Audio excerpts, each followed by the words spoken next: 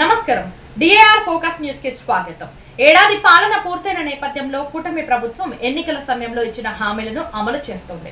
ముఖ్యమంత్రి చంద్రబాబు నాయుడు తల్లికి వందనం పథకాన్ని అధికారికంగా ప్రారంభించారు. విద్యార్థుల చదువులో తల్లుల పాత్రను గౌరవిస్తూ విద్యార్థి తల్లుల ఖాతాల్లో నేరుగా నిధులు జమ చేయనున్నట్లు ప్రకటించారు. రాష్ట్ర వ్యాప్తంగా 67 లక్షల పైచిలుకు విద్యార్థులకు ఈ పథకం ద్వారా 8,745 కోట్లు మంజూరు చేయనున్నారు. ఒక్కో విద్యార్థికి 15,000 రూపాయలు చొప్పున తల్లుల ఖాతాల్లో నిధులు జమ చేయనున్నారు. తల్లికి వందనం పథకం కింద ఇప్పటికే విద్యార్థుల వివరాలను సేకరించిన ప్రభుత్వం ఏ ఒక్క అర్హుడు వదిలిపోకూడదనే లక్ష్యంతో ముందుకెళ్తోంది. ఒకవేళ అర్హత ఉన్న విద్యార్థి పేరు జాబితాలో లేకపోతే తక్షణమే దరఖాస్తు చేసుకోవచ్చని సీఎం తెలిపారు.